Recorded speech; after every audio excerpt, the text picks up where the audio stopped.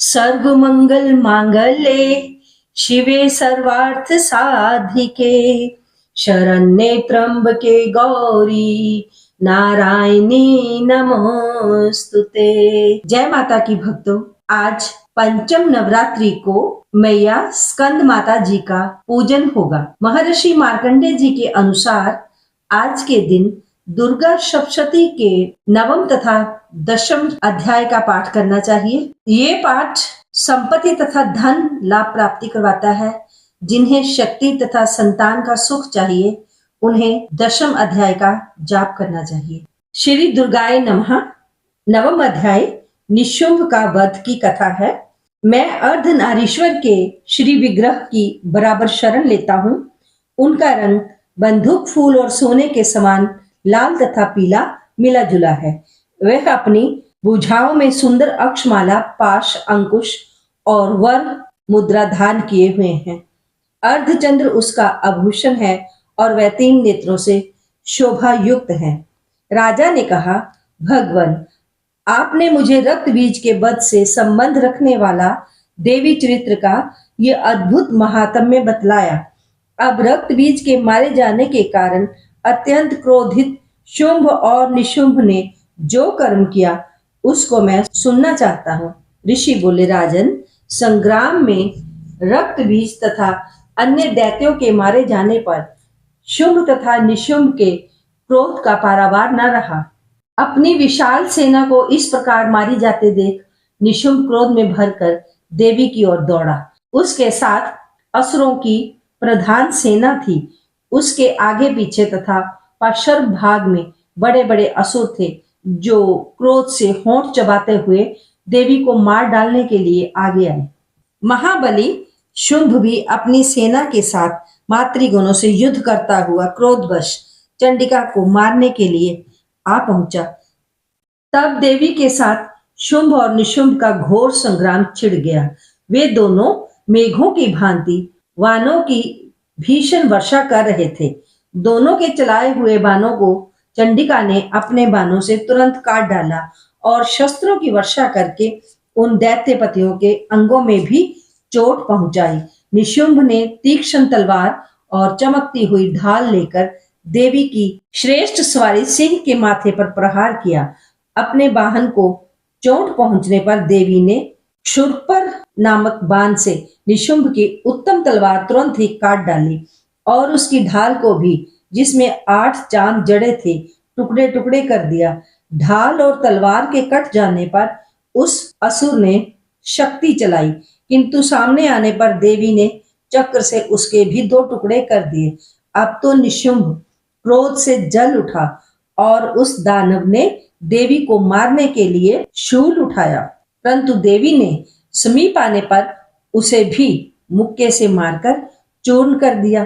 तब उसने गदा घुमाकर चंडी के ऊपर प्रहार किया, परंतु वह भी देवी के त्रिशूल से कटकर भस्म हो गई।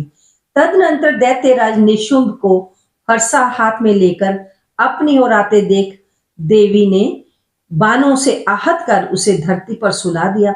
उस भयंकर पराक्रमी भाई निशुंभ के धराशायी हो जाने से शुंभ क्रोधित हुआ और अंबिका का वध करने के लिए आगे बढ़ा। रथ पर बैठे बैठे ही उत्तम अस्त्रों से शोभायमान अपनी बड़ी बड़ी 8 अनुपम भुजाओं से समूचे आकाश को ढककर वह अद्भुत शोभा पाने लगा। उसे आते देख देवी ने शंख बजाया और धनुष की डोरी का भी अत्यंत दुस्सह शब्द किया। साथ ही अपने घंटे के शब्द से, जो समस्त सैनिकों का तेज नष्ट करने वाला था, संपूर्ण दिशाओं को गुंजा दिया। इसके बाद सिंह ने भी अपनी दहाड़ से, जिसे सुनकर बड़े बड़े गजराजों का महान मद चूर हो जाता था, आकाश, पृथ्वी और 10 दिशाओं को गुंजा दिया। फिर काली ने आकाश में उछलकर अपने दोनों हाथों से पृथ्वी पर चोट की। इससे ऐसा भयंकर शब्द हुआ जिससे पहले के सभी शब्द मंद पड़ गए। अब शिवदूती ने दैत्यों के लिए अमंगलजनक अट्टहास किया। इन शब्दों को सुनकर समस्त असुर थर्रा उठे, किंतु शुंभ को बड़ा क्रोध हुआ। उस समय देवी ने जब शुंभ को लक्ष्य करके ओ दुरात्मन खड़ा रह कहा। तभी आकाश में खड़े हुए देवता बोल उठे, जय हो जय हो। शुंभ ने वहां आकर ज्वालाओं से युक्त अत्यंत भयानक शक्ति चलाई। अग्नि में पर्वत के समान आती हुई उस शक्ति को देवी ने बड़े भारी उल्का से दूर हटा दिया। उस समय शुंभ की गर्जना से तीनों लोग गूंज उठे। राजन, उसकी प्रतिध्वनि से वज्रपात के समान भयानक शब्द हुआ, जिसने सब शब्दों को जीत लिया।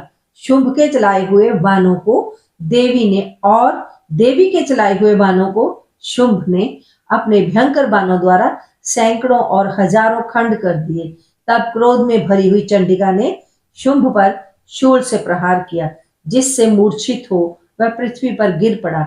इतने में निशुंभ को चेतना हुई और उसने धनुष हाथ में लेकर बाणों द्वारा देवी, काली और सिंह को घायल कर डाला। फिर उस दैत्यराज ने 10,000 बाहें बनाकर चक्रों के प्रहार से चंडिका को आच्छादित कर दिया। तब दुर्गम पीड़ा का नाश करने वाली भगवती दुर्गा ने कुपित होकर अपने बाणों से उन चक्रों तथा बाणों को काट गिराया। तब वह गदा हाथ में लेकर बड़े वेग से दौड़ा। उसके आते ही चंडी ने तीक्ष्ण धार वाली तलवार से उसकी गदा को शीघ्र ही काट डाला। तब उसने शूल हाथ में लिया। देवताओं को पीड़ा देने वाले निशुंभ को शूल हाथ में लिए आते देख चंडिका ने वेग से चलाए हुए अपने शूल से उसकी छाती छेद डाली। शूल से विदीर्ण हो जाने पर उसकी छाती से एक दूसरा महाबली पुरुष खड़ी रह कहता हुआ निकला। उस निकलते हुए पुरुष की बात सुनकर देवी अट्टहास कर हंस पड़ी और खड्ग से उन्होंने उसका मस्तक काट डाला। फिर तो वह पृथ्वी पर गिर पड़ा। तत्पश्चात सिंह अपनी दाढ़ों से असुरों की गर्दनें कुचल कर खाने लगा। ये बड़ा भीषण दृश्य था। उधर काली तथा शिवदूती ने भी अन्य अन्य दैत्यों का भक्षण आरंभ किया। कुमारी की शक्ति से विदीर्ण होकर कितने ही महादैत्य नष्ट हो गए। ब्रह्मानी के मंत्रपूत जल से निस्तेज होकर कितने ही भाग खड़े हुए। कितने ही दैत्य माहेश्वरी के त्रिशूल से छिन्न भिन्न हो खेत रहे। वाराही के थूथन की चोट से कितनों का पृथ्वी पर कचूमर निकल गया। वैष्णवी ने भी अपने चक्र से दानवों के टुकड़े टुकड़े कर डाले। इंद्री के हाथ से छूटे हुए वज्र से भी कितने ही प्राणी भी हाथ धो बैठे। कुछ असुर नष्ट हो गए, कुछ उस महायुद्ध से भाग गए तथा कितने ही काली, शिवदूती तथा सिंह के ग्रास बन गए। इस प्रकार श्री मार्कंडेय पुराण में सवर्णिक मनवंतर की कथा के अंतर्गत देवी महात्म्य में निशुंभ वध नामक 9वां अध्याय संपूर्ण हुआ। श्री दुर्गाय नमः। 10वां अध्याय शुंभ का वध। मैं माथे पर अर्धचंद्र धारण करने वाली शिव शक्ति स्वरूपा भगवती कामेश्वरी का हृदय में चिंतन करता हूँ। वे तपाए हुए सोने के समान सुंदर हैं।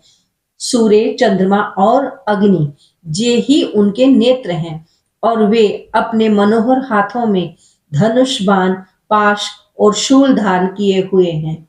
ऋषि बोले, राजन, अपने प्राणों के समान प्यारे भाई निशुंभ को मारा गया देख तथा सारी सेना का संहार जान शुंभ ने कुपित होकर कहा, दुष्टे दुर्गे, तू बल के मद में आकर झूठ मूठ का घमंड न दिखा। तू बड़ी अभिमानिनी बनी हुई है, किंतु दूसरी स्त्रियों का सहारा लेकर लड़ती है। देवी बोली, ओ दुष्ट, मैं अकेली ही हूँ। इस संसार में मेरे सिवा दूसरी कौन है? देख, जे मेरी ही विभूतियां हैं, इसलिए मुझ में ही प्रवेश कर रही हैं। तत्पश्चात ब्रह्मानी आदि समस्त देवियां अंबिका देवी के शरीर में समा गई। उस समय केवल अंबिका देवी ही शेष रह गई।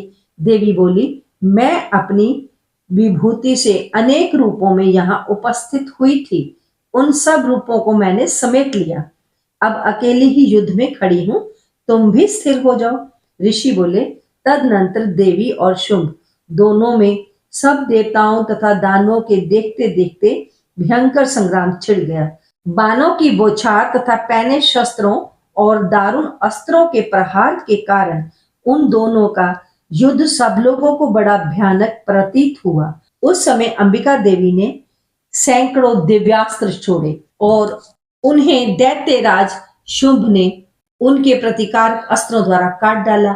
इसी प्रकार शुंभ ने जो भी दिव्य अस्त्र चलाए उन्हें परमेश्वरी ने भयंकर हुंकार शब्द के उच्चारण मात्र से खेल खेल में ही विनष्ट कर डाला। तब उस दैत्य ने सैकड़ों बाण से देवी को ढक दिया। ये देख क्रोध में भरकर उस देवी ने भी बाण फेंक कर उसका धनुष काट डाला। तदनंतर असुरों के स्वामी शुंभ ने 100 चांद वाली चमकती हुई ढाल और तलवार हाथ में ले उस समय देवी पर आक्रमण किया।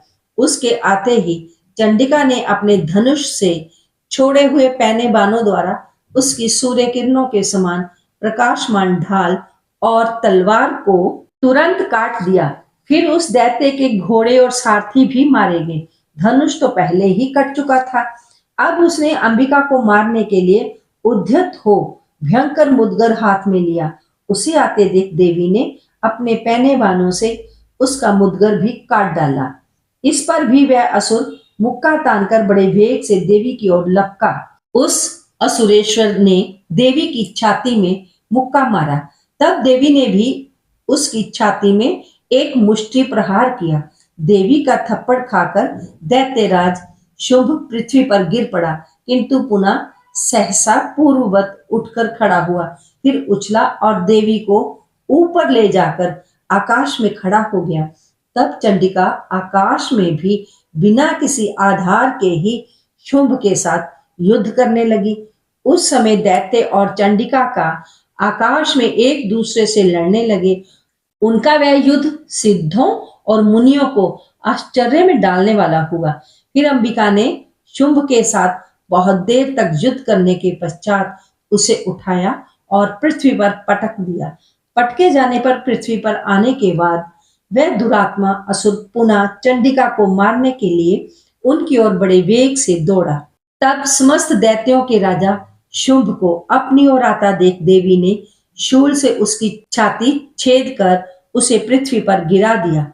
देवी के शूल की धार से घायल होने पर उसके प्राण पंखेरु उड़ गए और वह समुद्रों, द्वीपों तथा पर्वतों सहित पृथ्वी को कंपाता हुआ भूमि पर गिर पड़ा। उस दुरात्मा के मारे जाने पर सारा जगत प्रसन्न हो गया। आकाश स्वच्छ दिखाई देने लगा। पहले जो उत्पात सूचक मेघ और उल्कापात होते थे वे सब शांत हो गए तथा उस दैत्य के मारे जाने पर नदियां भी ठीक मार्ग से बहने लगी। उस समय शुंभ की मृत्यु के बाद संपूर्ण देवताओं का हृदय आह्लाद से भर गया और गंधर्व गण मीठे मीठे गीत गाने लगे। कुछ गंधर्व बाजे बजाने लगे और अप्सराएं नृत्य करने लगी। पवित्र वायु बहने लगी। सूर्य की कांति उत्तम हो गई।